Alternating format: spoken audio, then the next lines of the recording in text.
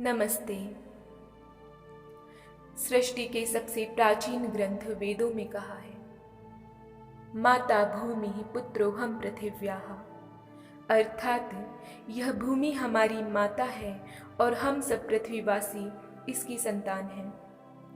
ऐसा इसलिए क्योंकि इस भूमि का ही अन्न जल ग्रहण कर हमारी देह तैयार हुई है और हम सब कहते हैं भारत माता की जय।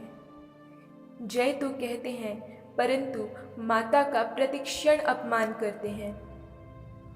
उस माता की सबसे श्रेष्ठ तथा शक्तिशाली संतान होने के नाते सभी मनुष्यों का यह दायित्व बनता है कि वह अन्य जीवों का संरक्षण करे, परंतु ऐसा तो कोई करता नहीं, उल्टा अपने जीभ के वशीभूत होकर मार खाते हैं।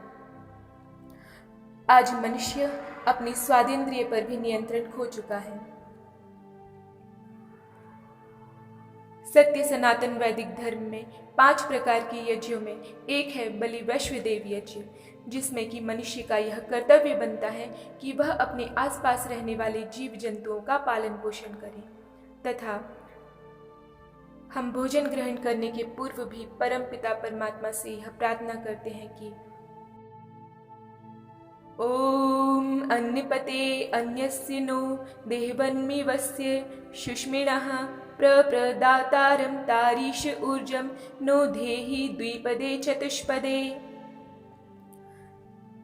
इस मंत्र के अंतिम शब्दों का अर्थ है कि हे प्रभु, समस्त 2 पैरों वाले तथा 4 पैरों वाले को अन्न दें।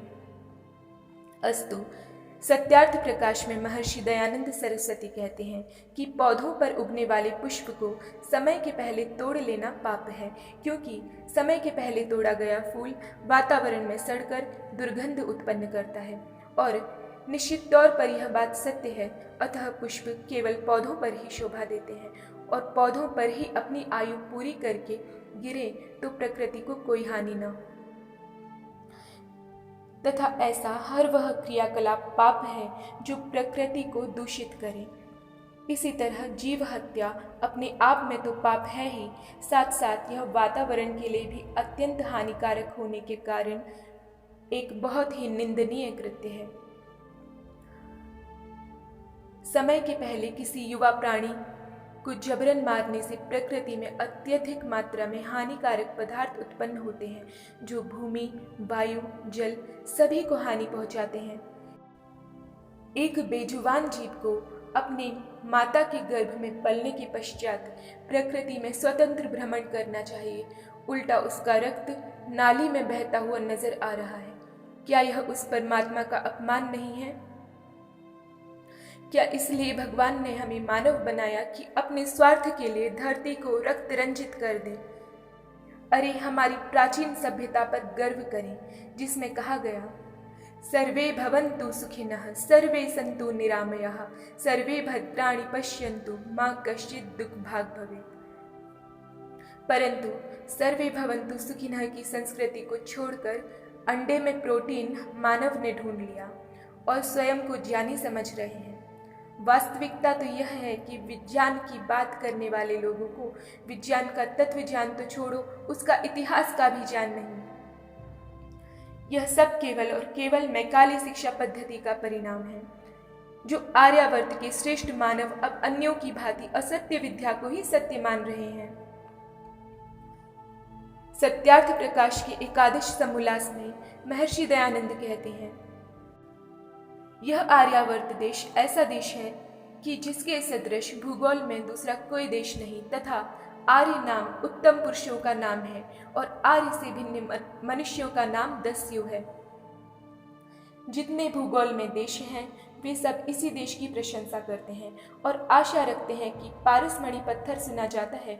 वह बात तो झूठी है, परंतु आर्यावर्त देश ही सच्चा पारसमणि है कि जिसको लोहे रूप दरिद्र विदेशी छूने के साथ ही सोने के अर्थात धनाढ्य हो जाते हैं। अतः ऋग्वेद का एक मंत्र है जिसमें उस सर्वव्यापक परमेश्वर से प्रार्थना करते हैं, ओम इंद्रम वर्धन्तो अप्तुरः कृण्वन्तो विष्मार्यम् अपघ्नन्तो वरावणः। अर्थात हे आप्त सज्जनों, अपने ऐश्वर्य को बढ़ाओ, संपूर्ण विश्व को आर्य बनाओ तथा राक्षसों का संहार करो। अतः सभी भद्रजन आर्य बने। वेद सब विद्याओं का पुस्तक है।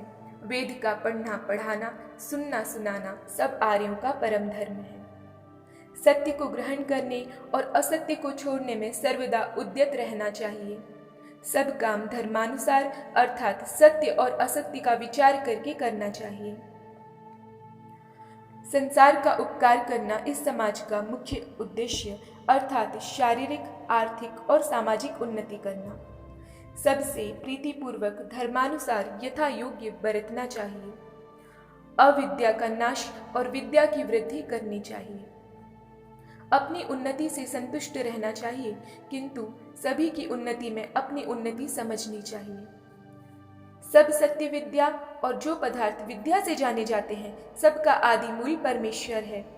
ईश्वर सच्चिदानंद स्वरूप, निराकार, सर्वशक्तिमान, न्यायकारी, दयालु, अजन्मा, अनंत, निर्विकार, अनादि, अनुपम, सर्वाधार, सर्वेश्वर, सर्वव्यापक, सर्व अंतर्यामी, अजर, अमर, अभय, नित्य, पवित्र सृष्टि करता है और उसी की उपासना करनी योग्य है, अन्य किसी की नहीं। ओम सत्य सनातन वैदिक धर्म की जय। जय आर्य, जय आर्यावर्त।